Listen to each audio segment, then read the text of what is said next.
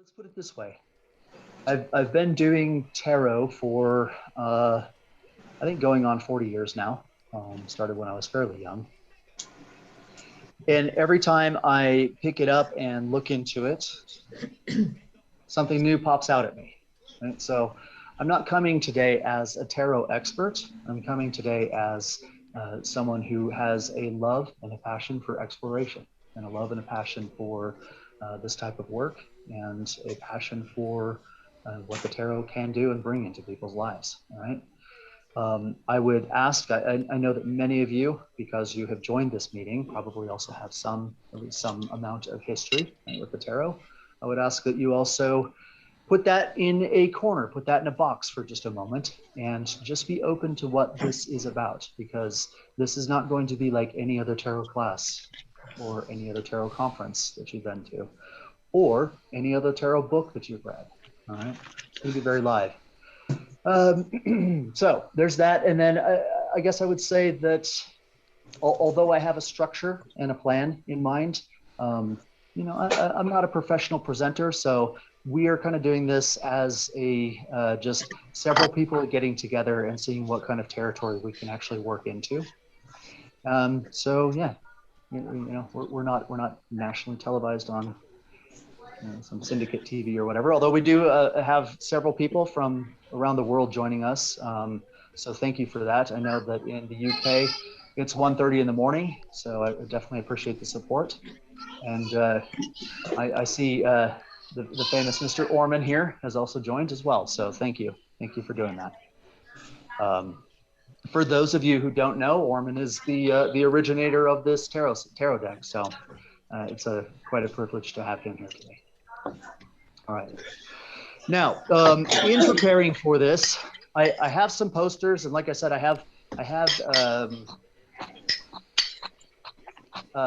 kind of a new technology set up here, and I discovered at the very last minute of sort of rehearsing for this that the posters don't show up very well on the video camera, so I will use those sparingly. I'll get better ones printed up and probably some larger ones printed up for the next time. We don't have that this time. So what I have done is prepared just kind of a few PowerPoint slides as an introduction, kind of a wind-in process for this. I promise that this will not be a death by PowerPoint type of event. And typically PowerPoint is not necessarily the way that I want to present these, but it will give you a nice image of the individual tarot card that we're talking about for each time, okay? So for one moment here, I'm going to go ahead and start this presentation, and then I will ask if you guys are able to see it. So.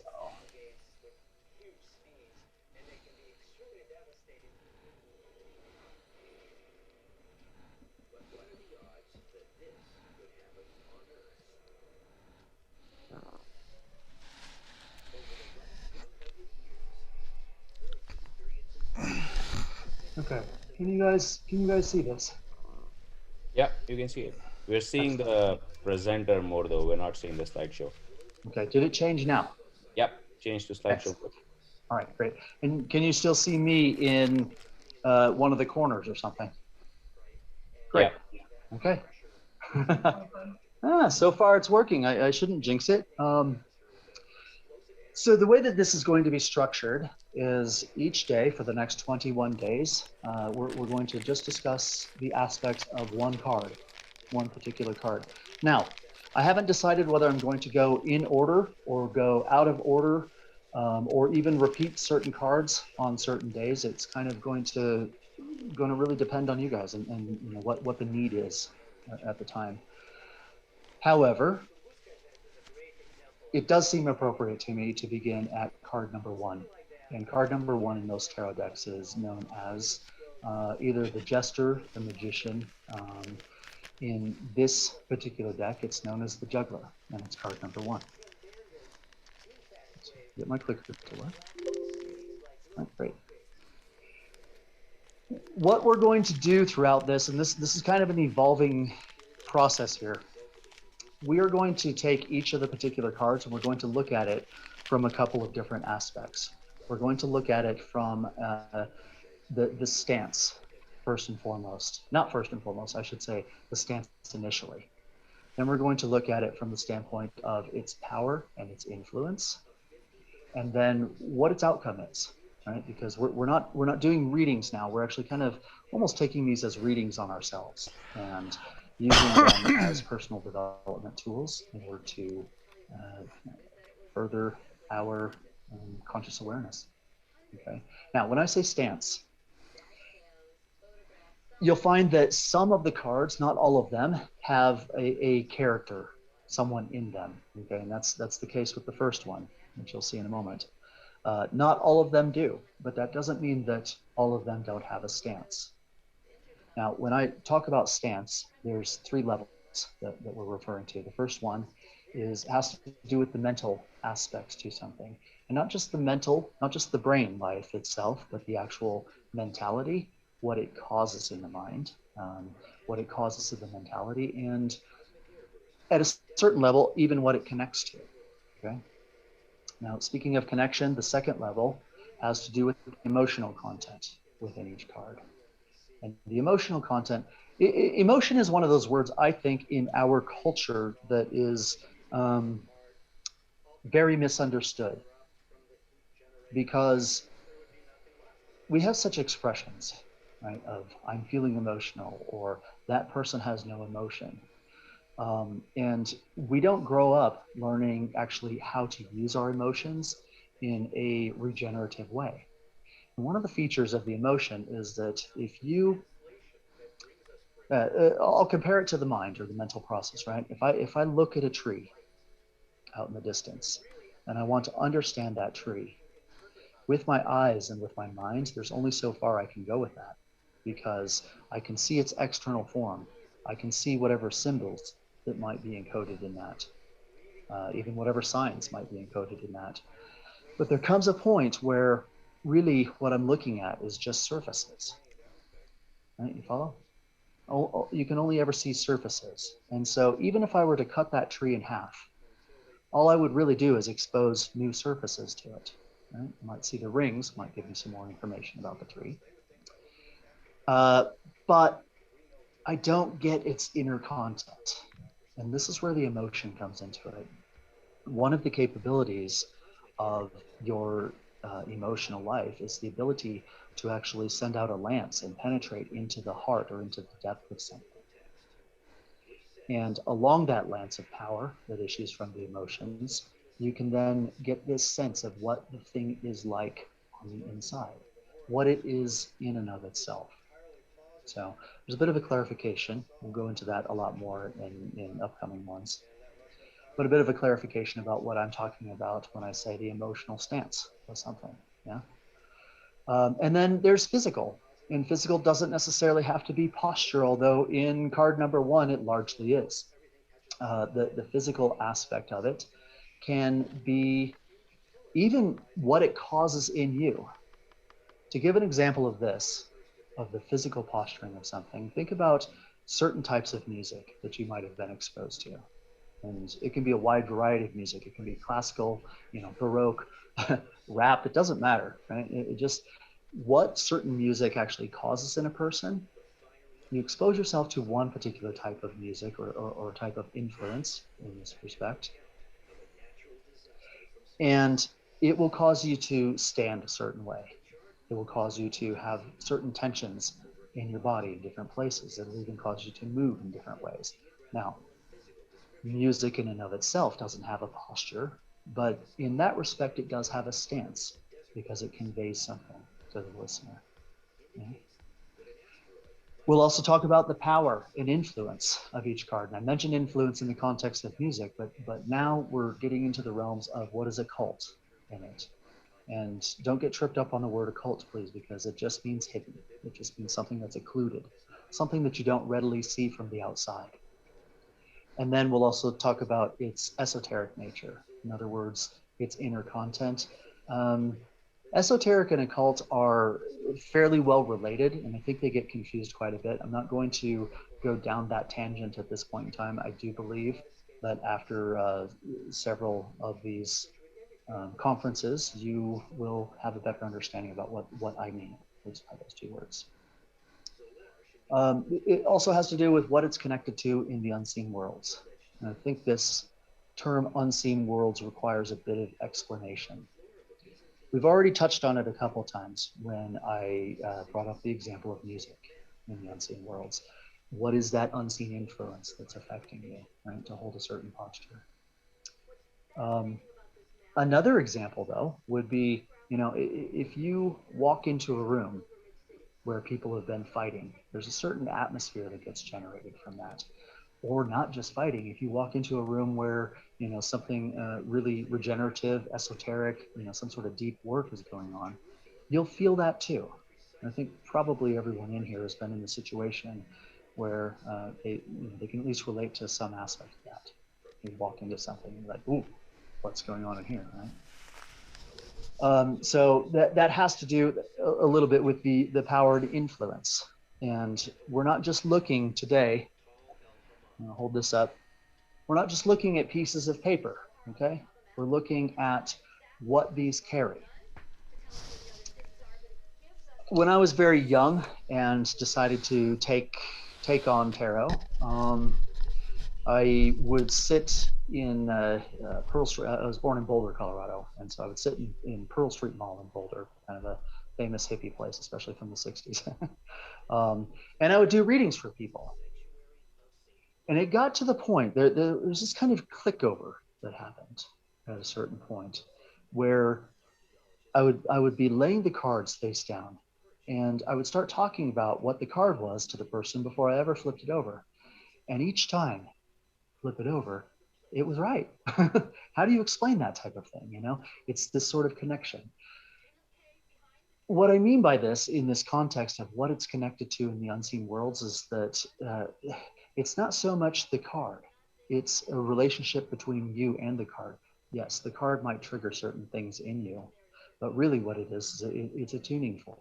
It's a tuning fork principle where it allows you to get on a particular frequency. If you're doing a reading for a person, has nothing to do with the cards whatsoever. You can literally get to the point where you can cut up 21, 22 pieces of blank paper and do an outstanding reading for someone. The problem in that is, most people, if you hold yourself out as a tarot reader or whatever the case may be, most people won't buy that. They certainly won't pay for you, reading off of 21 pieces of blank paper. Um, Unless you're really good, right? Okay. And then the third aspect that we're looking at is the action or the outcome. And the outcome can be in a particular behavior. It can be in a particular attitude, which is similar to stance, but a particular attitude that you begin to adopt, and a particular standard that you begin to not just hold in your life, but actually exercise in your life. That would be an outcome of one of these. Now, along these lines too, oftentimes when we get to card number 13, right, what's commonly called the death card, we call it the Reaper, there's this kind of abhorrence all of a sudden in there. And I want you to put away the notion that any of these are good and any of these are bad, right? They're all influences. They're all just influences. To give you an example, what would happen, just speaking of card 13 for a minute, what would happen if we could never get rid of our trash, right? We eat a banana, we throw its peel, and it stays there for eternity. We would eventually end up just drowning, right? Wouldn't we, in all of our trash, all of our garbage.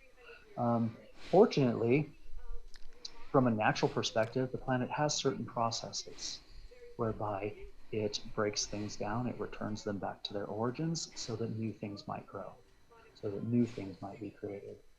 This is one of the examples of the Reaper in the natural worlds, its actual function.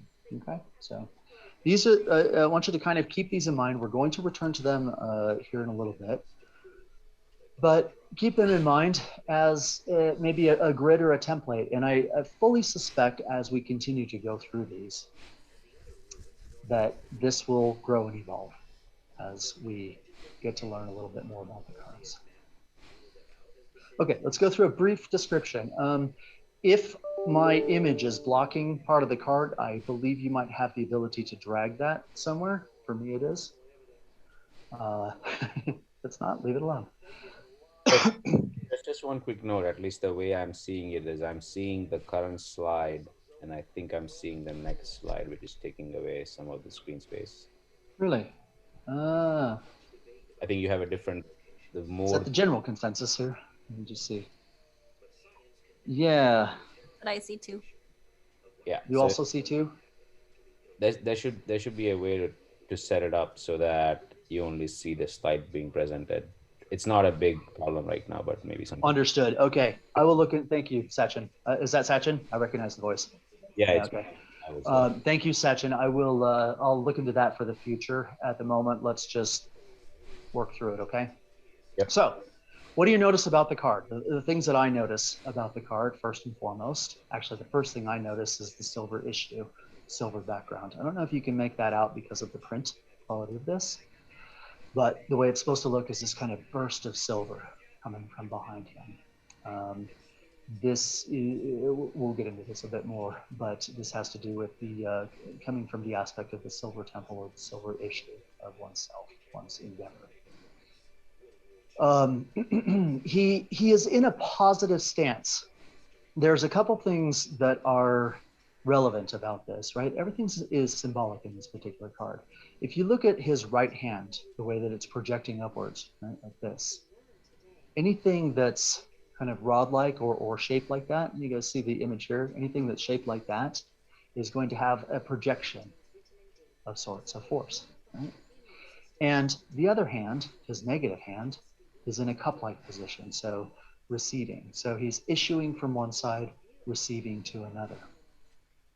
Um, Important to note too here that these are floating above him, right? He's not just kind of scrambling to jug whatever he finds around, juggle around him. These are something that he's actually maintaining based on his stance within himself. Okay, do see it as a moving diagram. Don't get me wrong in that regard. Um, the colors will come into play in this. Red indicative of one's personality, and also the ability to actually do, right? The ability to move, the ability to exert. The blue tunic has to do with one's essence or one's natural life.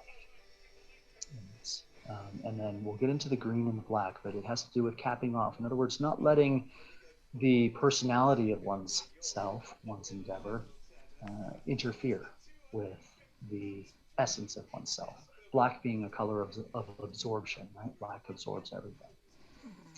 Green being a very generative color, so you can kind of see this balance going on in here. To the left is a stand, which in this context represents the concept of fixed truth.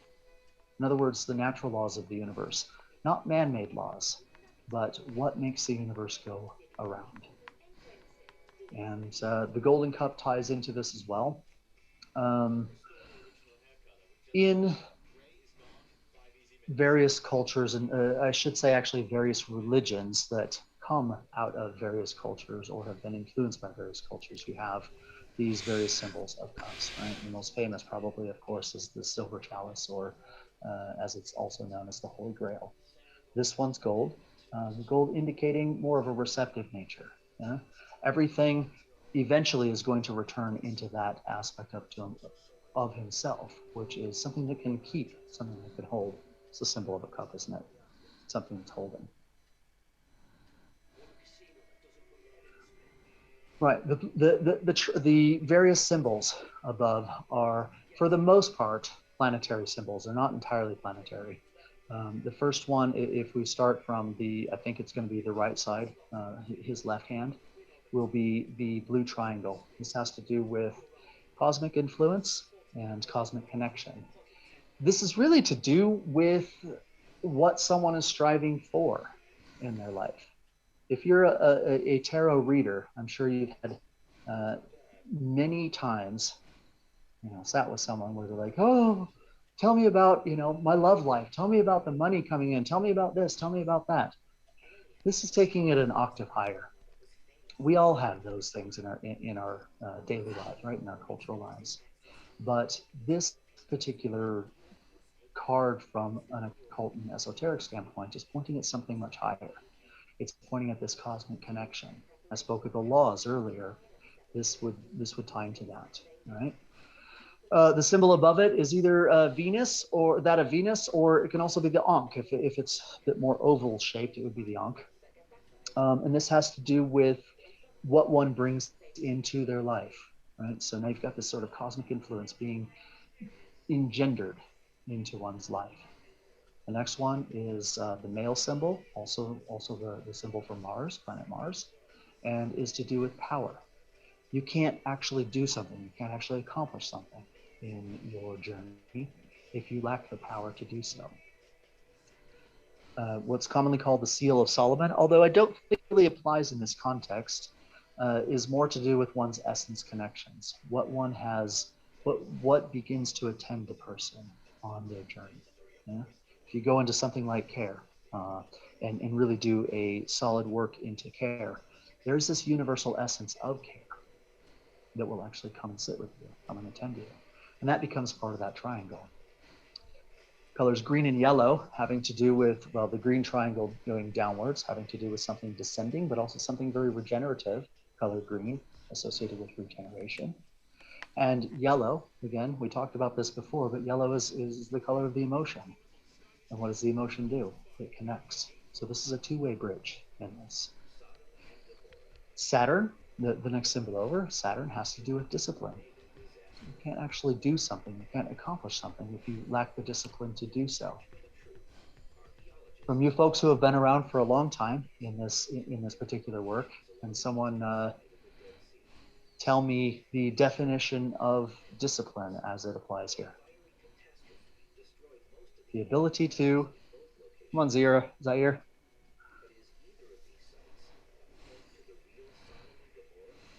The ability to do what needs to be done, Mm, whether one likes doing it or not, right? Or at the time it needs to be done, whether one likes doing it or not. That's discipline. Can't get there without that discipline. We talked about Jupiter, or the symbol of Jupiter. We talked about the silver chalice a bit before, at least in reference to it. It has to do with a certain type of development that, I should say conscious development, spiritual development, if you prefer the term, that is available to humans on this planet at this time. how was And that so discipline this myself? is another Hmm. aspect that comes into play. Also, Jupiter, what's it referred to as the planet of the risen Savior, but it doesn't necessarily mean Christian in that sense. Okay, and then Mercury, Hermes of ancient Greece. Right, he had the wings on his feet. Mercury was quick. He was nimble. He was um, versatile. Right, and so this is where this kind of versatility comes into play. So let's talk about some words that go with this. And as you, whether you use the this tarot deck or your own or whatever the case may be, it's very important to just look at the cards and try to get a sense of what words come with it, right? In this one, uh, the idea of creativity, or the creative force, creativity is very prominent, isn't it? The idea, excuse me, of discipline is obviously prominent in it, even with one of the planetary symbols. Yeah? Harmony comes into place because um, there does need to be a certain balance with this. I don't know if you've ever actually tried to juggle. It took me a long time to kind of figure out how to do it, but there has to be a harmony, not just of the external forces that you're dealing with, but also within oneself. It actually does take a certain state to be in to actually juggle well. Um, who can throw out another word for me that's not here, not on this list? It's not wrong, okay? Just say something. If you feel something that's kind of being projected from this card, say it. I see agility. Ah, wonderful. I do too. Yeah, definitely. Who else I, wants to throw one in? I see grace in how he's standing on his tiptoes and still sort of. Yeah. Do you think grace has to do with that Mercury in there? Seems like there's, because grace and agility, right? They sort of go hand in hand, don't they? One more from someone. Strength. Strength, absolutely, yeah. Look at the center one in there of the words listed. Preoccupation. I want you to break that word apart for a moment. People can be, we use this term, right? Oh, he's not listening to you right now. She's not listening to you right now because he or she is preoccupied. That's one context of it, but doesn't preoccupation, wouldn't that be the step leading towards being occupied by something? And then that raises the question, okay, so what are you occupied with? What is going on in you? I want to point something out about this particular card. The symbols are not random. These are actually self-chosen. These forces at play are ones that the juggler has put there intentionally. You notice, that the symbols are not his mortgage payment. The symbols are not his veterinary appointment coming up for his animal. His symbols are not his car, right? These are cosmic symbols. These are something that he is intentionally placing into his life to put there.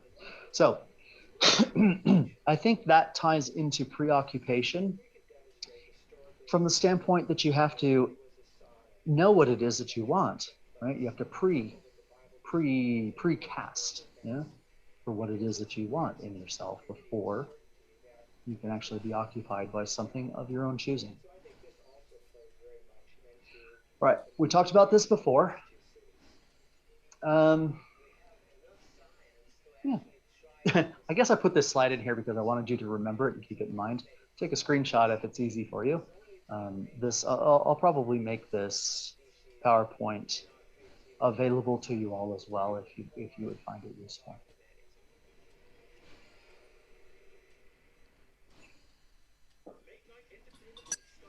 Let's talk a bit about the stance. And remember, the stance just isn't necessarily just to do with the physical, but this is a card that really deals heavily with the mentality of a person. It's very, you notice that the pointed hat on here. In America, we call this, like a dunce cap, but it's not, right? It has a much more sublime, ancient meaning towards it. And it has to do with a certain level of development that can take place within the head. This has been called the card of the mental body. And if you get tripped up on a word, please put it in chat if it's something that you need me to kind of go through and address a bit more, all right? And I'll be happy to do that. From an emotional standpoint, again, we talked about his the attitude, but what is it that you want to connect to with this? Remember, emotion, the lower level of emotion is the, oh, I'm sad, or, oh, I'm so happy, or, this type of stuff. But the higher end of emotion is those self-chosen connections that one forms in one's life. Yeah. And it's also that inner life expression. The other thing, too, about emotion is that it works the other way around as well. Not only can you connect outward, but you can also actually, with your emotions, connect inside, into yourself. Now let's talk about his physical stance for a minute. I'm going to show you, for those who wish to sort of stay around for a bit longer afterwards, I'll probably show you how to understand and get into the idea of a silver or a transmissive type of atmosphere. But I'm going to say this in passing because it'll come up time and time again. But for a male man, the right hand tends to be more silver, more transmissive. I'm talking about like energy, the energy that occupies your aura and your body itself. You can actually fire force out easier out of the right hand, okay? Left hand tends to be more receptive. This ties into healing, this ties into all kinds of things. And so we've got this sort of symbology, right, of he's putting weight on his left, right, which actually, I'm sorry, his right leg, which has to do with what he's in receipt of. But notice the strong posture of his left leg. The left leg is transmissive, the right hand is transmissive, okay? So we've got both of these elements in here. This one being kind of straight and thrusting. You notice also that he's on his toes. if you've ever been, in like boxing or whatever, they say, "Oh, stay up on your toes," right, so that you can move around. That gives you that agility. That's also a very silver stance. So get used to my terms of silver, gold, platinum, these types of things. But um, for a short explanation, silver has the nature of being very vibrant. If you walk into an atmosphere that has been specifically crafted to have this kind of silver rain or silver essence attending to it, it's going to have this very brightness or very, very kind of crystal sound, crystal feeling to it. Power and influence. What about in divination? I mean, what would you say if that card? How would you explain the card in a divination? I wouldn't at this stage, actually. I would let you though, Orman. But I wouldn't at this stage because really where I'm going with this is more divinatory of self. So okay, actually yes, I will. I will retract that. I will go there because But I was thinking about the fact that it stands for that which is itself, isn't it? I mean, what is he? He's the number one man in the crowd. Yeah, He's the outstanding person.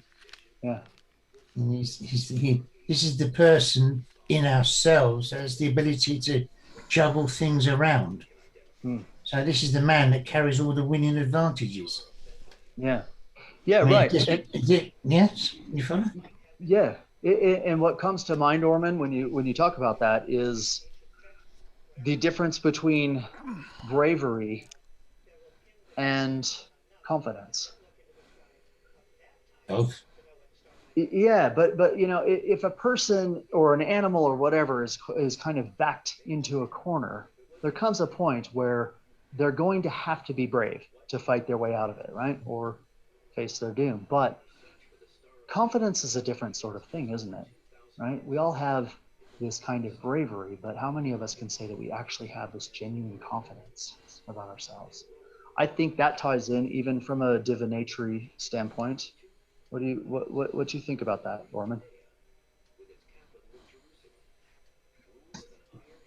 I think out of the entire 21 cards, 22 if you add the negative card, this is the one that carries the most potential out of all of them.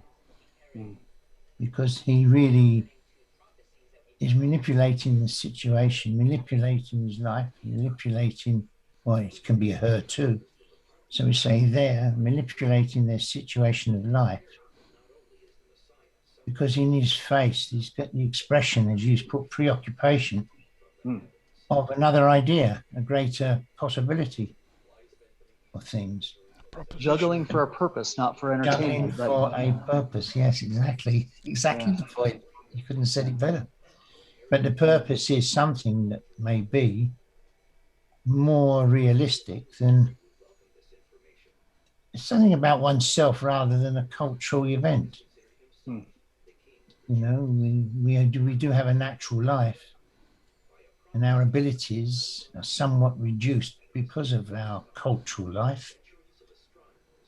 And so he keeps within himself a divinatory possibility in everything he does.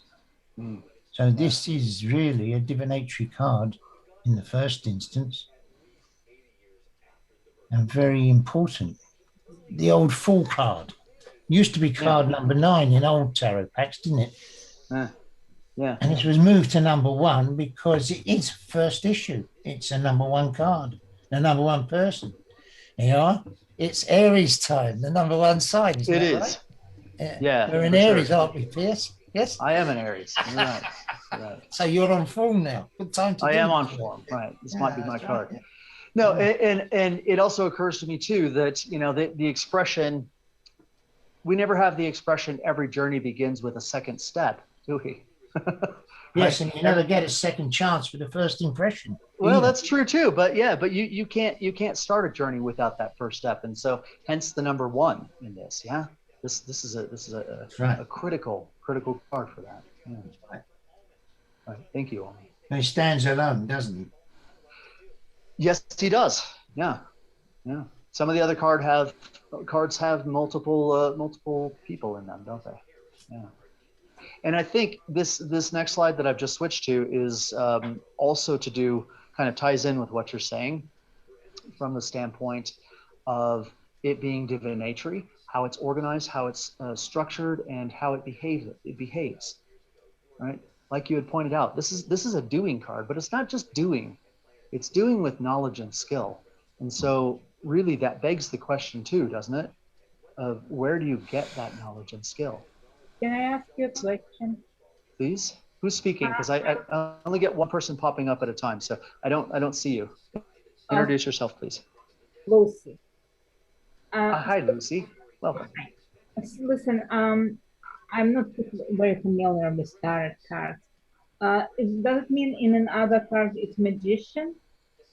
It has Yeah. been called that as well, yes. Yeah. And when you talk about how it shows, how it represents, you're talking exactly about this picture, but other cards have different pictures.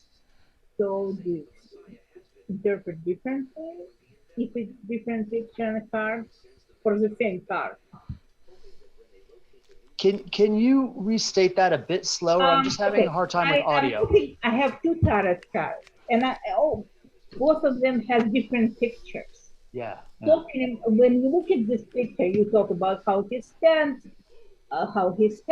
but what about if you have different deck of cards and have different picture?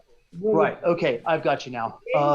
So what I would say to that is, first of all, use this as a general template of just understanding, anything that you come across. During these next 21 days, we're going to be talking extensively about symbols, extensively about number, extensively about color, posture, all of these types of things. And these are not based in arbitrary, like, we say this, we say that. You'll discover this in time. For right now, it really is we say this and that because you don't have the frame of reference for it. But you will come to the point, Lucy, when you're able to look at any of the tarot decks that you're examining and understand more of what the original author was trying to say in those.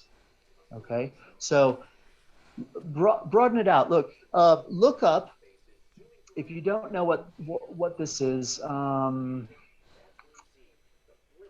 what is that picture? The something spring. You know what? I'm gonna have to email you guys on it because I cannot think of it. But there is a famous painting that's just not common to me right now, but that it is very much an entire tarot deck in one painting, and it's just got various figures that really tie into the ray of creation, actually. But in that. Now, you can look at that. What is it they say, right? A picture is worth 1,000 words. So I don't know if that helps, Lucy. In this context, look at this as an example of kind of maybe a teaching tool, right? Of what this card could entail. But you're absolutely right. Other cards are going to show other types of truths. And the real essence of this is that if you get down to the core of it, because everything that we do here is based on the natural laws. If you get down to the core of it and you actually understand what laws are at play, and the laws do have to do very heavily with things like color, number, and symbol, you'll be able to look at any picture and understand where it comes from, what it's connected to, what it's really saying. Even if someone generated it, thousands of years ago, you'd be surprised. Be surprised at what you can look at once you know what you're looking for and what you can glean out of things. Does that help, Lucy?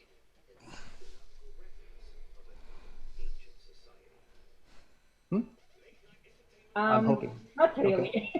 Not really. No, I understand what you're saying. I do understand. But looks like you don't really need a card. Well, I was saying that earlier, wasn't I? You don't really need the you cards, did. but what you do need is the connections to things. You do need that, that connection. And we're kind of going down a particular road right now. And Lucy, you could say something like, I'm talking about a map of America, right? And you can say, well, Pierce, I have a map of Europe in front of me, and all the lines are different from what you're saying. And that is true. But if you take it back just a step and step back from the fact that, America's lines are not going to look like Europe's lines, and understand that they're both maps, first of all, that they both have certain features that are in common, such as, it shows you how to get from one point to another, right? They're both laid out in certain grids.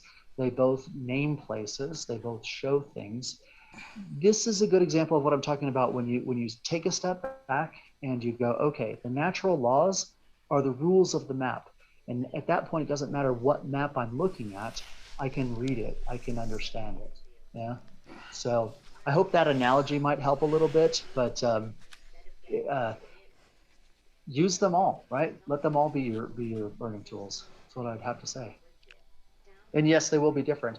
And you'll probably even come across some tarot decks that are crap. I don't know how else to say it, but sometimes it's just because someone knows that tarot is a big thing in our culture and wants to put a bunch of pretty pictures together that may not mean anything, or maybe they don't even understand the meaning of it and they publish it out there.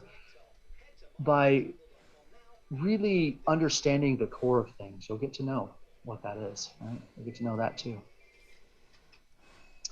Okay, I'm about to end this slide.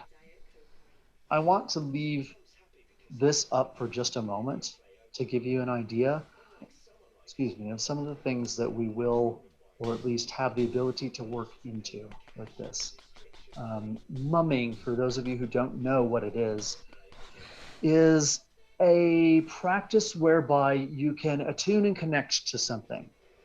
And I'm not going to go into it because there are certain aspects of it that are, they need a bit more guidance, right? Than just say, here's how you do mumming. But for example, you can assume certain postures that are shown in Egyptian art, right? And actually connect to, if you do it right, you can connect to the various forces that were at play in this.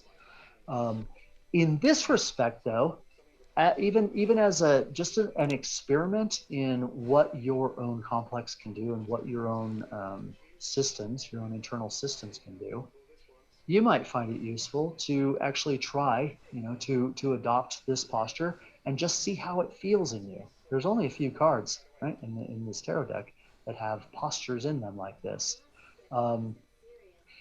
That's more of a natural way into it, because then you can say, okay, wow, this feels right. I feel this kind of surge. I feel this power. I feel this, right. Okay, so there's a brief intro to mumming. Like I said, I don't intend to go into it deeply in this, because I think it actually requires a certain type of arrangement and type of ecology in order to do it safely and do it well. But play around with this posture, you might find something interesting in it. Looking at his eyes, and we talked about this before, right? This kind of focus, this intention. These are not just a jumble of symbols that he picked up from around the house. These are things that he intentionally puts into play in his life, and not just puts them into play, but does so with skill. But doesn't it always begin with intention?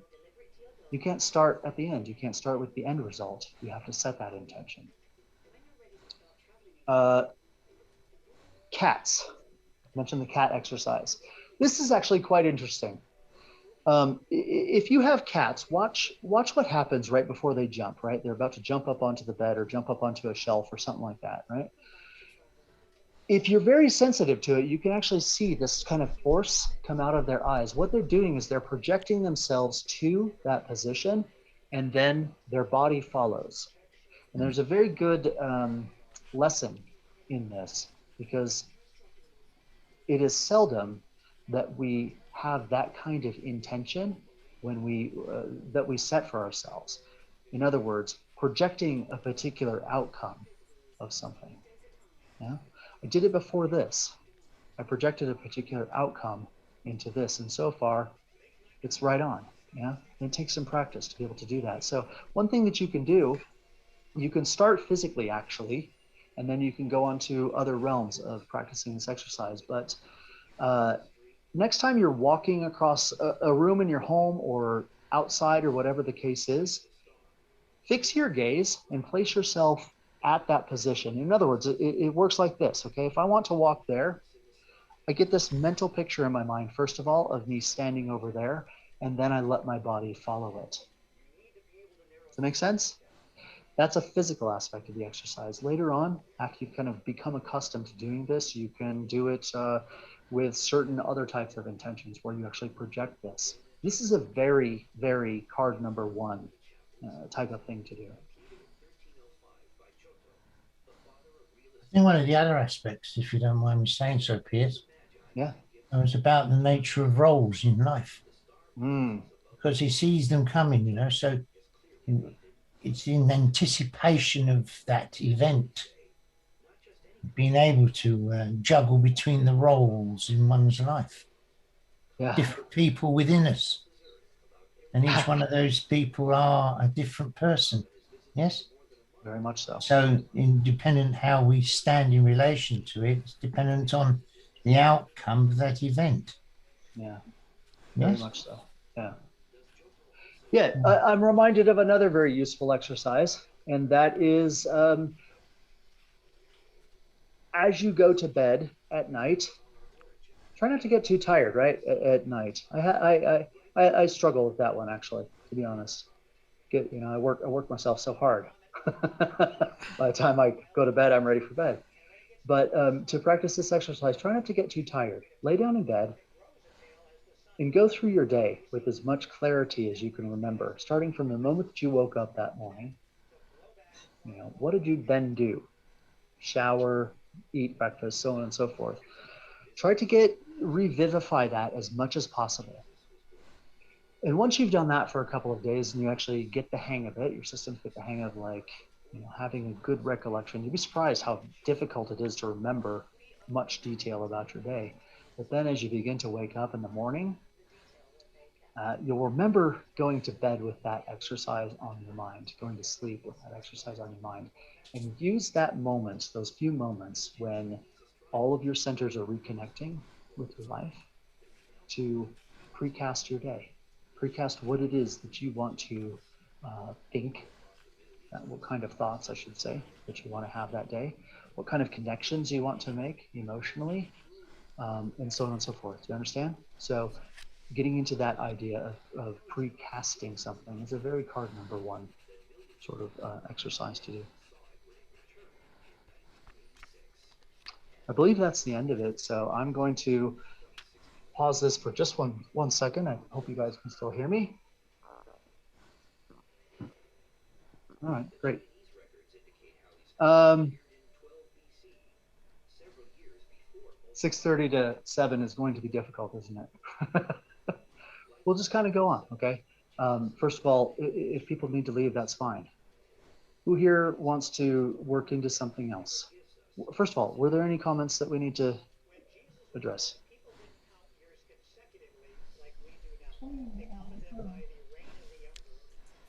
Who? Ezra, are you still with us? Yes, I'm here. Okay, you had a question. No, I'm willing to stay. That's what I was trying to say. I missed that. I'm sorry. Yeah, I'm willing to stay the extra time.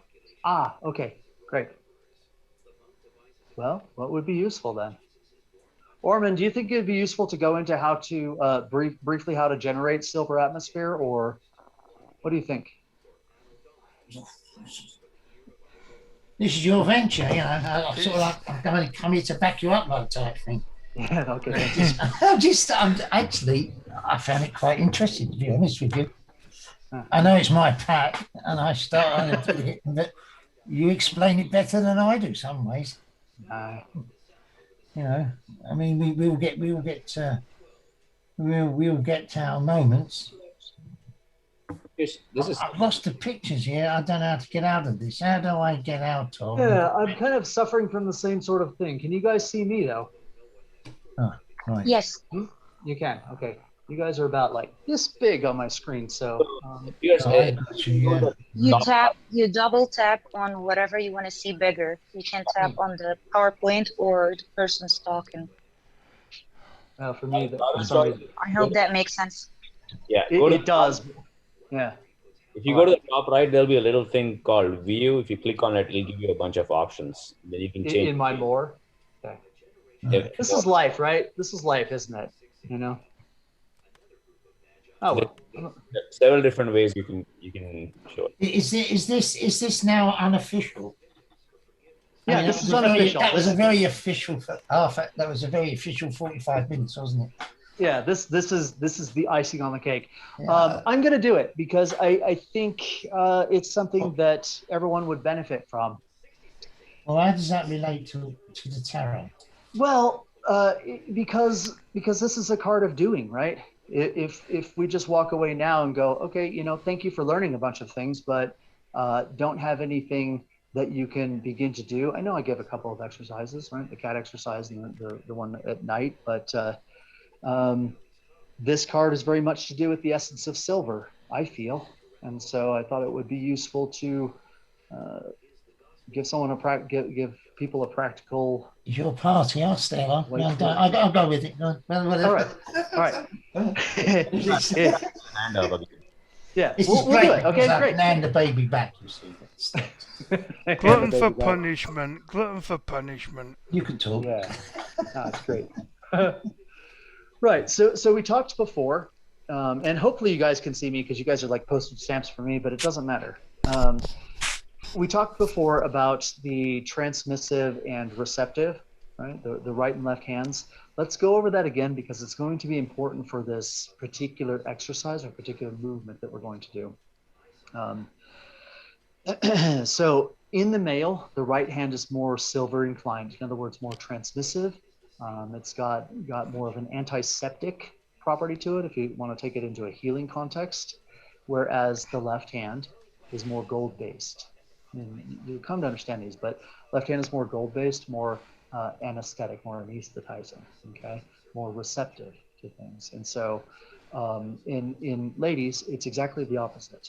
All right, so the left hand for ladies would be more silver, more transmissive inclined, and the right hand would be more receptive inclined. Now, it does a crossover. You probably can kind of see how I'm standing here already, but it does a crossover at the body here. So the left foot is equivalent to the right hand, and the right foot to the left.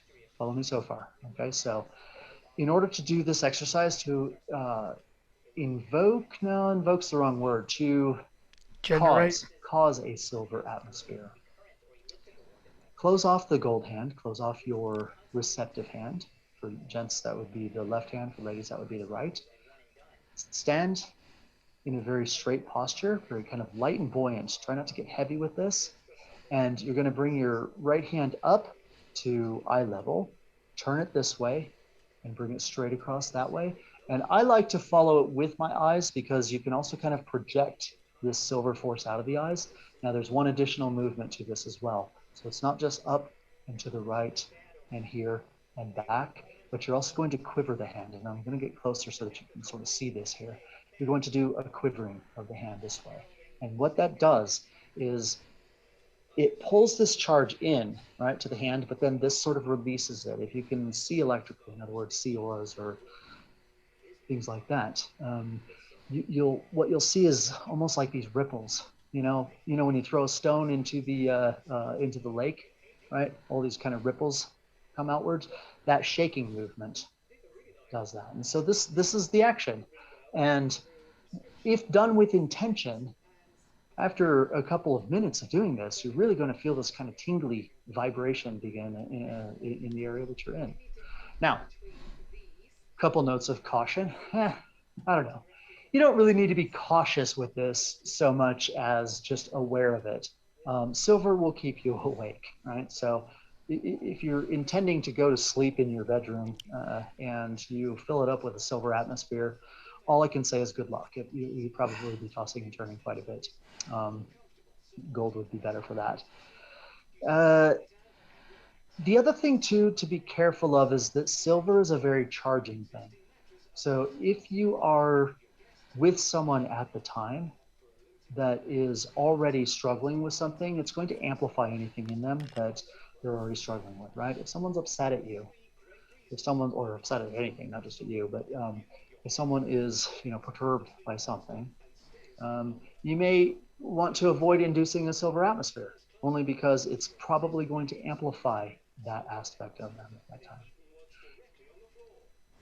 I just want to keep this simple, and I'm not going to give you a bunch of rules and regulations and tell you, this is how it works and this is what it does. I've done that journey, but I've done that journey on a very personal level, and I think that that's important, right? Reading books on stuff, well, it really doesn't get you very far at all, to be honest, because it's not your experience. You can't read a book on mountain climbing or flying a helicopter and expect to just be able to go do it, can you? Yeah. So my recommendation is, if you wish to try it, see what happens, and report back to the group or to me personally. You have my email address and so on. So When should we do it? When should you do it? When and how often? Well, As often as you like. I wouldn't set boundaries on that. I would say try it, not necessarily as an exercise, but more as a see what happens when you do it. Because I bring this up because the silver background of card number 1 definitely ties into it. It will give you more of that sense of what that card feels like, from the inside out. But yeah, you don't have to be like, I'm going to do this in the morning. I would say if you're feeling kind of mentally dull, which we all do from time to time, that's a great time to try it, to see if you can kind of liven things up a bit yourself. Sure. Thank you. Yeah, sure. Can I suggest that I'm going to incorporate this into my morning stretching routine? See how that. Yeah. You remind me of something. Are you going to quiver when you stretch? Huh? What was that? I've just replied to Sachin now saying, are you going to quiver when you stretch? I think that would be fantastic. If I have a 15-20 minute stretching routine and then a breathing routine in the morning. Can I watch? I'd like to see what happens. I mean, it's like 2:30 in the morning here. Yeah. I mean, if I look down in the streets, it's the time when you get skeletons walking around. It's that kind of thing. That's when you need silver. You can get out of here bloody fast. In other words, all life has at least 2 issues, and from the esoteric value of things, there seems to be a gold issue or a silver issue. So even with tarot cards, you've got cards which are based in that silver issue of affairs or silver event, and cards which are based in the gold.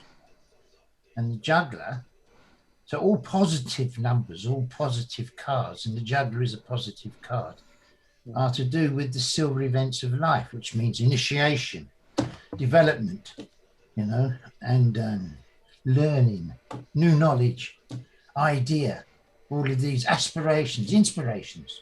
These are all the sort of words that go with it as well, because it's a card that's very much alive. It's not one of these cards that sits back and you find it, behind the cupboard somewhere and this sort of thing. See?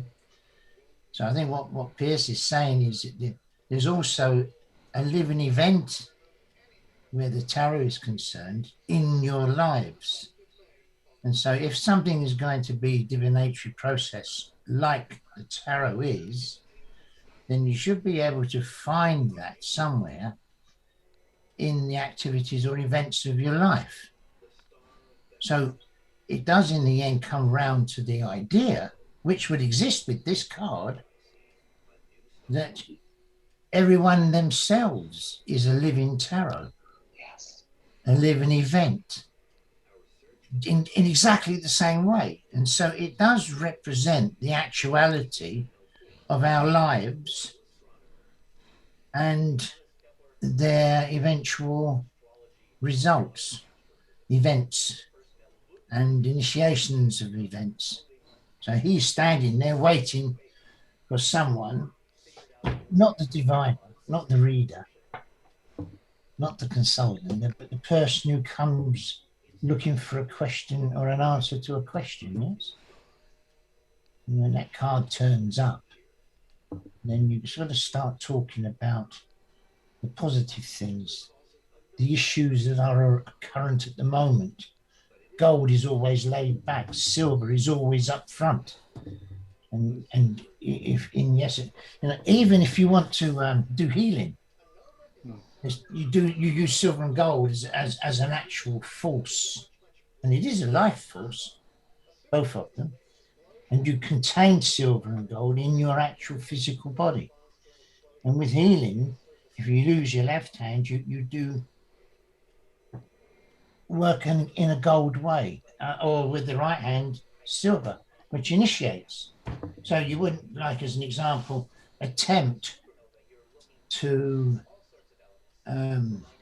cure a cancer, as an example, or long-term disease with your right hand, because silver initiates, it speeds things up, it brings it. Yeah. So, when you would use the gold system to slow it down, because you can't cure the cancer. I mean, that takes a lot more than just somebody believing in miracles, but you can win time for the people that you give these things to. So if you do these exercises as well, just from the standpoint of it's a practice of yours to keep such contents or atmospheres, etc., in your life, then a daily routine of doing these exercises, it keeps them in trim, maintains a presence of it in yourself. Now, and a connection to it too. That's exactly right. Yes. Yeah. See, now you've already begun, haven't you? There's the esoteric side of it all, isn't it? Yeah, because I just want to throw this bit in here. I can't even say the word silver without it like showing up, right? As soon as I started talking. See, when you do that exercise, there are things that you don't see, because how do you know when you've got a silver content or atmosphere in the room?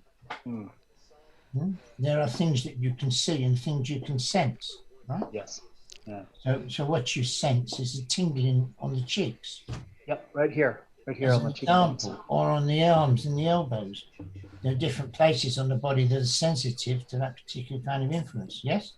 Yes. And one of the other things is, if you see things, you'll see what's known as silver rain. Silver rain. Now that's part of the background in this card as well, because that silver issue is shown as an outward impression, he is the core of that event, or it is.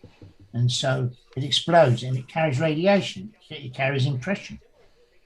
And it also is charged with a silver rain, which occurs in the atmosphere, just like you see rain from a cloud. And that turns up in the atmosphere. And that's the silver influence itself. It can be seen in that form. And good time to see that is first thing in the morning. Well, yeah, well, that's exactly. Yeah. I mean, you spent all night charging up, haven't you? Once all the birds start chirping, and they just go bonkers in the morning, that's usually because the planet issues this, right? It's not just like coming from you, but that's because that silver rain begins to fill the atmosphere at that point in time. Yeah, one of the other things about this card as well is that it relates to every other card in the Arcana, because every single card has a beginning. There's no card that starts halfway through. If there was to be a card that would do that, that would be the last card, card 21, right? Because, and it's got that far into it, card 20, which is to do with the afterlife, reincarnation. So card 21 should explain what's going to happen to you when you die, I would have thought, in the most natural sense of it. But you see, the problem was back in the 60s when this card was put, this pack was put together, especially in England. In England is a country that has a church, a state church. Okay, so it might be right or wrong in this age, but in those days you got statute law based upon it. I mean, a bishop in this country could send you to prison. Probably wouldn't do it, but they could if they wanted to. You don't repeal law. So things are different in different parts of the world. But here, you know, you could still get burnt at the stake. Do you understand? This conversation now would have had us all burnt at the stake 300 years ago. It really would have.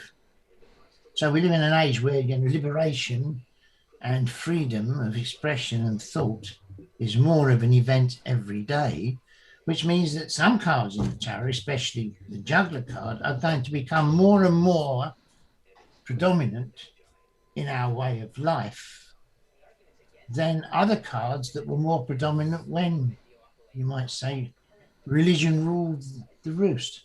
I wouldn't sit down. I've got nothing much more to say. Yeah, right. And I go on here, but I was just trying some backing up on those exercises. But how do you do a gold one since we mentioned it? I'll show that tomorrow. Oh, will you? Yeah. You're on the hook here, aren't you? Yeah. Yeah. Oh, No, it's important to know both, isn't it? Right? Yeah. Well, yes, it is actually. I would have thought so. If you're going to maintain sort of the balance, a pile of things. Right? Does a diviner, that means someone who practices divination, have to have that kind of influence in themselves to be able to divine things? Yes. You need to know what it is that you're working with, right? In this juggling. Well, what do you think? Do you think they have to have that? Yes. I mean, one yes. thing to paint a picture, good and bad pictures. People call themselves an artist because they can paint. But what does it take to actually be an artist? What does it take to actually be a diviner? Because somewhere in the cards themselves, it's going to reflect that characteristic in the person who does the reading, right? Yeah, definitely. That influence.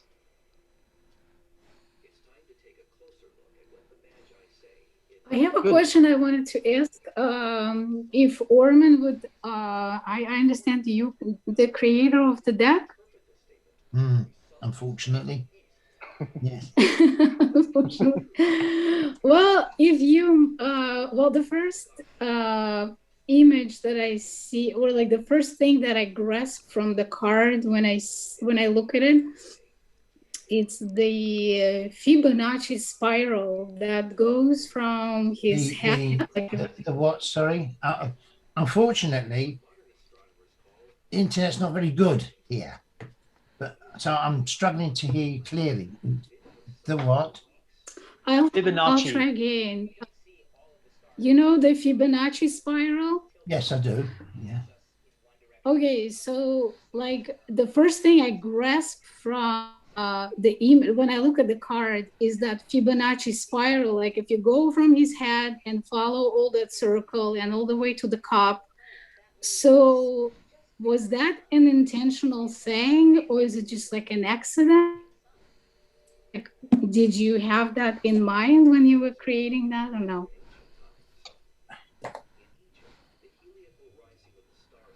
The card was put together from more than just a single point of view, because that kind of card initiates the story that particular arcana is trying to explain. So a lot of what you see in ordinary tarot cards are prompters. They'll prompt you for a thought. They'll prompt you for an idea so that you don't run out of things to say in the reading. I wanted a tarot deck that didn't have prompters. What it actually had was something that would create a movement of something in the person. First of all, the person that was casting the cards, and secondly, the person that was looking for an answer. because it isn't always that you read for a divinatory process. You don't read fortunes, or not all the time. You don't read other things like that particular deck. You can use for character readings.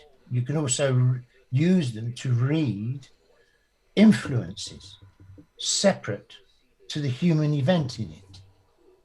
So there's a lot of esoteric terminology in the form of symbology or signs, or what you would have called essence art in that deck that would relate to something esoteric or occult, as Pierce said earlier, that people who are esoteric and occult would see. They would see it there, which adds to the nature of their reading,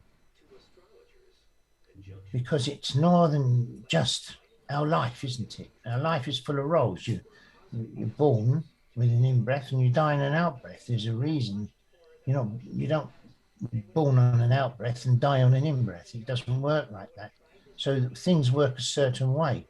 But the natural right of life in every single thing that lives isn't always what they're capable of living, because you woke up now and we're at the end of history. So tomorrow we are going to be history. But we've been endowed, and we found ourselves lumbered with all of everything that's ever happened, including the mistakes. So a lot of things in our particular life aren't esoterically based, aren't occultly based, aren't, you might, spiritualized or energized by such things, because we live in a system which doesn't cater for that kind of event. So that we have a minimal life in the natural self, which this pack relates to, because it was really the idea to steer people back from where they stood at the time that they took hold of it or started to work on it or whatever, and found their way back using that pack to these esoteric truths and to these unseen worlds that should naturally be a part of everybody's life. You see? So in all of that, it is too much of it to put all in one small pack. I was going to do another 58 cards as a minor pack, but I haven't got around to it yet because I've been too busy doing everything else. So that was on the agenda, wasn't it, Zare? Tell him the truth, it was, wasn't it? We were discussing it actually a while ago. Yep. So this pack's going to grow. And there's something of a book which has just been put together by somebody else, because with the Tarot Frown Strong website, there's I did a lot of writings for that, so you'll find it there. And it was called Tarot Versal now, isn't it? We renamed it. And but we haven't got around to doing that yet. But I never personally ever used the minor pack, because I never found enough time to use it in the reading. So if you were to come and sit in front of me or sit in front of Pierce as an example, or Zaya, they wouldn't be like, Rosie Gips Lee and the rest of them, because the questions that you would go and see these kinds of people with that kind of tarot about would be ones that are a profound issue of life for you.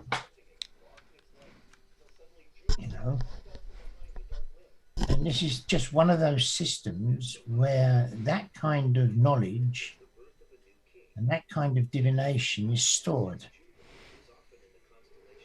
Because there are other ways to do it. I mean, I Ching, there's dozens and dozens and dozens of different divinatory ways to do things, but I've always found tarot to be the easiest and the one that carries the greatest or closest value to that natural life that we should have, that we don't naturally live.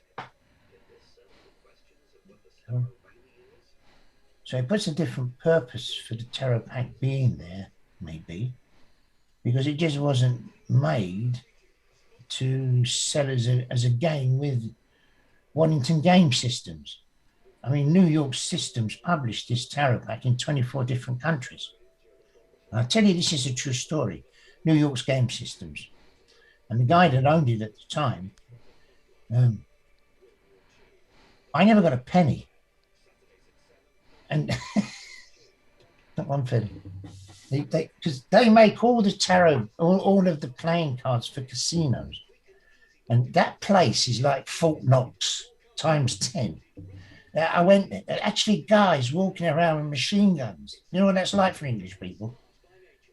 I mean, when I came to America the first time, I got off the plane at Miami, and I went over to this policewoman. I mean, she's like stunningly beautiful. Oh, God, look at her. She's a policewoman too. And I said, where did you get the guns from? She said, what guns? I said, well, I've seen the films. You know, I mean, she's American, isn't it? You know, she took it nicely, but she could have took it the wrong way. You know, you've got to enjoy your life. So when you build things into it, it depends on whoever builds it in as to what is actually conveyed when they're being used. Because if you use the tarot for Armstrong, it's very easy to develop a profound reading as against just an ordinary one. The likelihood is that various visuals in these cards and the way in which they're laid out also brings about a positive mental attitude in things. You know, you can sleep in with certain colors in a bedroom and you have a great sleep, you know, but those same colors in a front room make you very dreary because they're closer to a bolder issue in life. So there's a series of colors that go with, that's why the blue and the red on the juggler, you see, because one is gold, one is silver. So they're different events. And that's how it is. But the spiral itself was something that I left out deliberately, to be honest with you. Even though you might say it's a mathematical whatever else and scientific or physical, physics and whatever else, this, that and the other. But because natural laws is a subject matter where everything, including the divinatory worlds, has to obey. So tarot is not the final solution. I will say that. But it's very easy for people to use tarot. I mean, I've had people refuse to even touch it. Listen, it's a pack of cards. I mean, it's pieces of cardboard with pretty pictures on it, for God's sake. Oh, I'm not touching that. Come on. I said, go on, I dare you. I'll do your reading for nothing. Go on. I mean, I used to charge them 2 pence for doing a reading. I did my first tarot reading when I was 12. I was older than Pierce was when he did his first reading, you see. There's a lot of rubbish about it all. But when you really need an answer and there's nowhere else you can get one, you're kind of forced into thinking about the possibility that maybe this is a way you can find that answer. And I've always found that the answer is necessary from the cards themselves, because people don't want to be told what to do. People are mostly in trouble because they don't understand what's happening. So very often, I've actually had people actually. You've always been like it, Tim. I mean, Zaya, ain't you? I've actually had people asking the wrong questions, and the actual cards have given them the correct answer. Well, that's your skill at divining the cards, isn't it? And interpretation as well, right? What I was trying to highlight, was, excuse me, the difference between what you would consider a reading and what you would consider an answer. Because if people understand the way things are, they can make up their own mind. It doesn't take much to do that. But life's so complex, it's difficult to know what's right and what's wrong. So this is where the tarot has another value in life, because it's an answer that isn't coming out of some magician's hat, but it's one that can explain to you, as an example, what kind of influences are having an effect in your life at this time. I mean, have you ever thought about asking someone to do a reading like that, to explain to you what influences are at play in your life at this moment in time? Because if you know that something is influencing you, then you can do something about it. Your first is whether you want to or not, and the second is whether you can or not. And then you've got another series of questions now for more readings, because you've got a purpose for that reading that relates to you as an individual and as your life is important. See?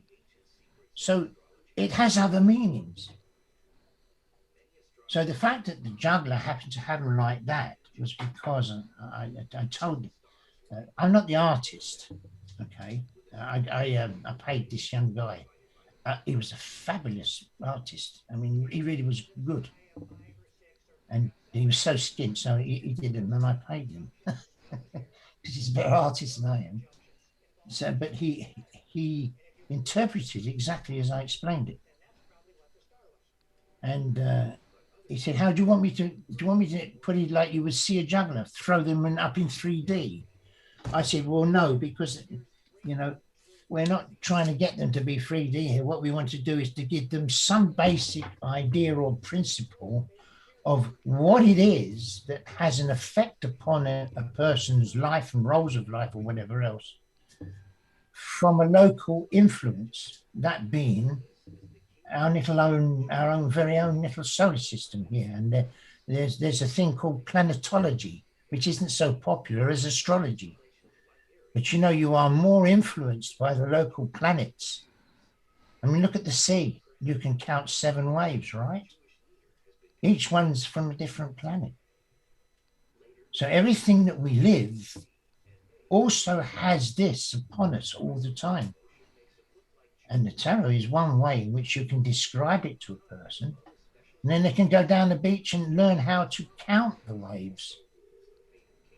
Because there's a purpose in understanding why things work the way they work.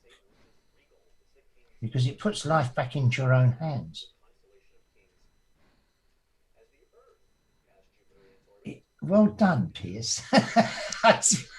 Exactly. Well done. Zaya, he's a clever man. He's very clever. You got to watch out for Piers. Very clever. The fact is that we're doing his job for him again. Well, I mean, Pierce is very much like the juggler, isn't he? When you think about it, yeah, he's got his hands into everything, hasn't he? Yeah, isn't that what it's about? Yes, he's able to manipulate all these situations in the moment before you, which is what that was about as well.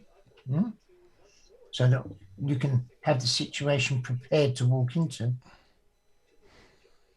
So Svetlana, the Leonardo da Vinci spiral, well, that's how I call it. It's Okay, involved in it, but not in direct form, but you will find it.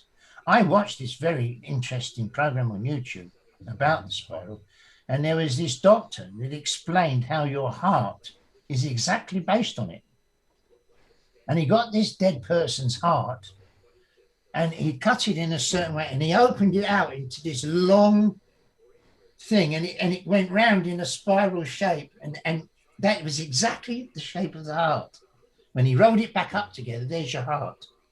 So it's within it, isn't it? It's something within something that enables it to grow into a structure of some kind.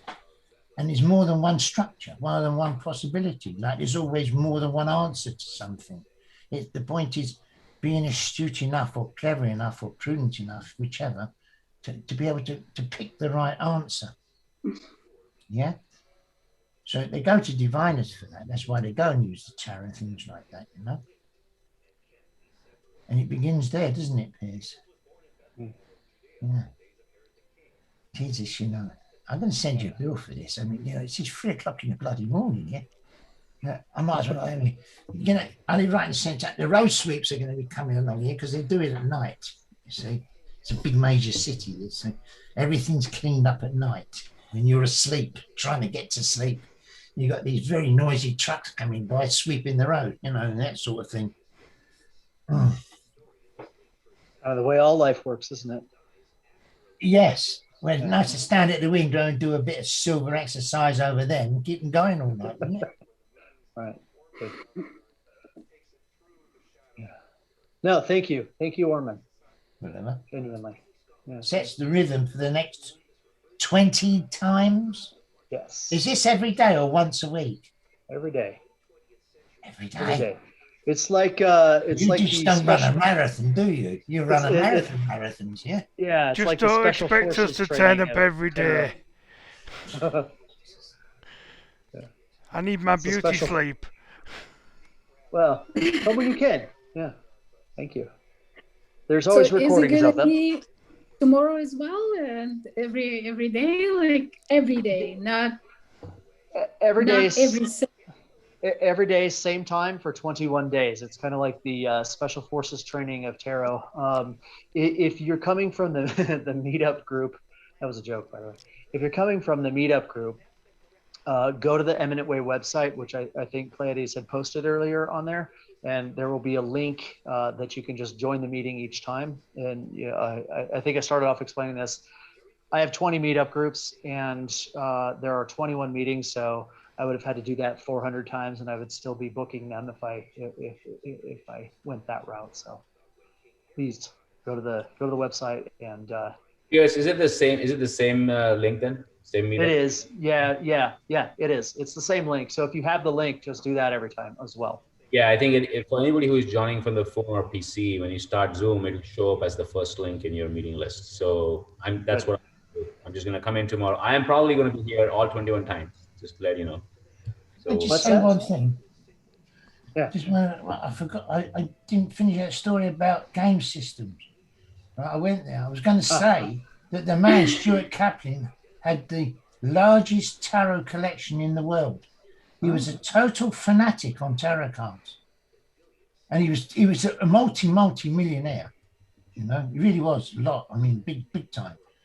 And but you know, he couldn't read the tarot. He couldn't read his cards, and yet he had thousands and thousands of them. In fact, he paid $120,000 for one tarot card from the 16th century in auction in New York.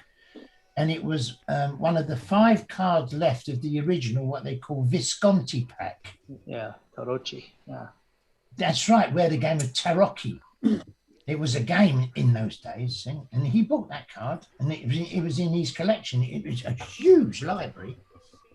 Anyway, when I went there, and then I found out that he died, and I said, well, can I have my money, please? I got told to bugger off, because guess who took it over? There was a whole load of mafia gangsters. I'm serious. They told me to bugger off. It's true. It is the truth. I'm not joking. Sod off, they said. Yeah, I think he'd have been very upset if he'd still been alive, you know. But it's interesting what goes on in America, isn't it? When I turn up, I want bodyguards. Don't you, Zaya? Bodyguards, yeah. Yep, right. definitely. It's dangerous over there. Yeah. Yeah. I want big ones. Your story reminds me of the guy that collected cars, and he had millions of dollars worth of cars, and never bothered to learn to drive. You know, like why have so many cars? I mean, why even have one deck if you're not going to learn how? You know, honestly, what's the point? Yeah, this is the difference in our society. Of why do you, Piers? Why do you practice tarot? Well, let's put it this way. Well, I know you practice more than tarot, so I know that you practice divinatory art as such in more than one form, but why tarot? Because I see it as 21 influences that are in absolutely everything. You know, the significance of 21, especially from the standpoint of it being based on the the numbers 3 and 7, which is something that I've done a great deal of my own work of life into those particular numbers. It just really resonates with me. That's the reason behind tarot. The reason behind the rest of it is honestly because I'm a bit worried about humanity. To be honest, I mean, why? What about you? I mean, what drew you to tarot? I mean, you're not a man that's moved by something nefarious or frivolous. You don't work like that. I've only ever known you over the years as a man that he comes forward in profundity always, in that sort of way. So why tarot? Incidentally, just remind me. I went down to charity shop today. I always pop by when I go out and get a bottle of milk. The what shop? The charity shops. They have them in England. We're still in a very poor country. See, they have charity shops where you buy everything cheap. Anyway, I got this. But what I mean, in American money, it's about $1 and a dime, right? And funny enough, talking about tonight, this is it. It's a mark. Look at that. I'll buy it for $1 and one dime. It cost me £2.40. Yeah, man. What about that? Isn't that weird? Don't you think? That's going to go up on my wall up there. Definite improvement. No, well, that's what I call divinatory. You know? And here I am at 3 o'clock in the morning talking to people all over the world in a discussion about, tarot cards. In this instance, the Frownstone pack. Look at that. Yeah. It's amazing, isn't it, what you can get for £1 or £2 in charity shops. No. I'm saving it for our birthday party. So. Coming up. June 15th, isn't it? Is that right? Oh, you mean my birthday? Oh, yes. Yeah. Don't forget June the 15th. Listen, I've got a list. All presents gratefully received. Starts with a Ferrari, okay? Well, send it on. No, Tim's promised me a new house, and Piers said he'd deal with me bailiffs, so that's all right. That's good, isn't it? You're dreaming again, aren't you? What? You're dreaming again. Dreaming again? This is all a dream. Flipped off into. No, Orman. You reminded me of something I thought I had this morning in relation to the question that you posed. And I woke up. See, I live in a neighborhood, a community where our homeowners association every so often will just throw a dumpster out at the across the street from me. You live in a very funny place. I mean, the last place you lived in, some guy shot 50 people, didn't they? Watching Batman. That was in Aurora. Yeah. That's how it was told over here. Batman came out the screen and fired at them or something, wasn't it? Something like that. And you were living about 500 yards up the road from there, weren't you? Yeah, but so this dumpster appeared, and I had no idea it was coming, and I had a bunch of trimmings from a big snow that we had that I had to get into that dumpster, but they were all scattered around the backyard because it was my intention to, rent one and do that and all that sort of thing.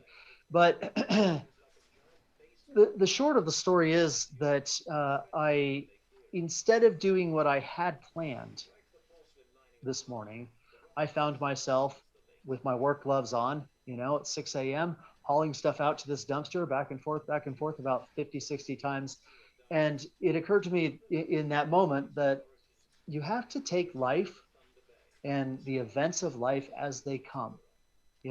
I can't just wish that the dumpster came tomorrow or the dumpster came next week or whatever the case is. Wishing doesn't solve that. It's there when it's there, and you have to take advantage of it. Now, I know this might seem like a very mundane example tying into tarot, but the most interesting thing about the tarot is that, when you do a reading and you lay things out, it is what it is at that point in time. Yeah. And you can either opt to take it and run with it and actually use it and learn from it, or you can just spend your life wishing that you had, right? and it's not just going to show up because you want it to read a certain way. And this, to answer your question, Orman, this is actually probably the biggest reason why tarot, from a divinatory standpoint, works best for me, is because it's well, every time I lay something out or even examine a card, something new comes, and it's always just spot on for what's actually going on, in that very moment. Now, I have looked at I Ching, which you mentioned before. I've looked at all kinds of different things. My lady Pleiades, she's Turkish by descent, and in her culture, tea leaf reading, coffee ground. Yeah, we really used to do it. Yeah, it's that's her divinatory aspect. But yeah, tarot for me, it's just it works. What got me into it, I can't say. I was probably 9 or 10. I just don't know anymore. Too many decades have passed.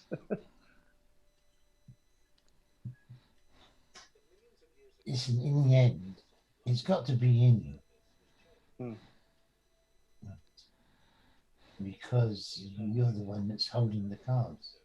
Yeah, and if you've got it in you, then not only should you in the end, be able to read tarot, but you should also be able to read fingernail clippings.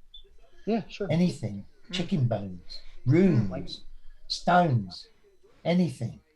Blank pieces of paper. Or none at all. Well, we often do it without anything. Yeah. It's just amazing. Yeah, you really can. Do you? What? Yeah. Like what? Like you what? can just sit down in front of people and literally just feel what's happening. And they let you do that? Yeah. Oh, I see what you mean with your feelings. So, yeah. Yeah. But we also do it remotely with using just pieces of paper with numbers on them. Mm-hmm. Really? Yeah.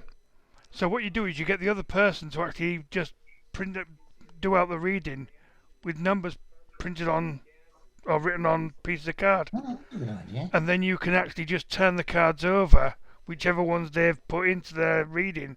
So they're casting the actual reading.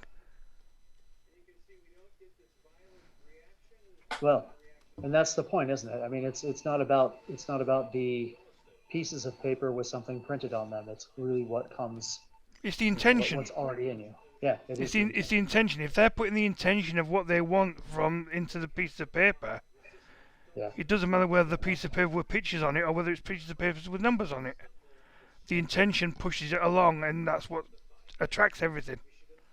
Yeah. And that's the transmissive and the receptive, which is the positive like and negative. Get on the frequency. Of it. Yeah. All right, my sense is saying that things are winding down. Piers, I've got to congratulate you. I never thought you'd pull it off, but you did. No, I didn't mean that against you. I meant the fact that it's so rare that, I mean, I've done this many times and ended up going around the pub because no one turned up. Really? Well, that happens sometimes. I'll try another day. Yeah. So there we go. You see, we're bright people here. Yeah. I mean, and Zion, the big man is turned up. Look at him. All right. On that note, Orman, what an encouraging thing to say. I have to. I try to do my best, I mean, I like to give my best. Come on. Svetlana, I'm used to it. Don't worry. Really? There's only one problem when he goes around the pub. He doesn't pay for a round. It's the first card, first try. Unbelievable. It builds on you. And by the end of the 21 days, there's a huge amount of not only new knowledge and learning, but also things to practice and try to bring it into your life in an actual event of practice, of doing it too. I suppose, is it then what you're going to do next? I bet you do a challenge on showing them how to read it for the next 7 days after or something. Is that what you're going to do? Probably Something should, like that? yeah. I thought you might, yeah. Well, I think you've got to bring it all together. Once you've done the cards, you've got to bring it all together. Yeah. Now, you guys got to stop giving away my secrets. Right? Well, we're divinatory. Have a plan. We're divinatory. We work it You out. can't hide anything from us, especially Zaya. I mean, he knows what colour underwear you've got on even. I'm telling you. It's really like that. There's no secrets in this place. Yeah, right. I always found that people who try to hide things anyway, they speak louder about what they don't say than what they do say. Absolutely. You know, people think they get away with it. It's not like that, is it? Well, real quick, before I lose the track of this, you brought something up that I think warrants putting into the mix before we go, which is this. Take a snapshot of yourself today, because this is, you're starting a very short but a very long journey, if you know what I mean. Take a snapshot of yourself today and compare that to yourself 21 days or 20 days now into the future, and see what that, see if you can register that difference. Guarantee you, if there's not a palpable, is that the right word, palpable difference between not who you are today but what you are today and what you are 21 days from now, weren't listening. I don't know. I don't have a follow-up to that, but I mean, you will. You'll be very, very much a different thing. You'll be a different entity in yourself. So. You're the man. You're the man, Pierce. Thank you You're all. the man. Yep. Thank you all. Good for you. All right.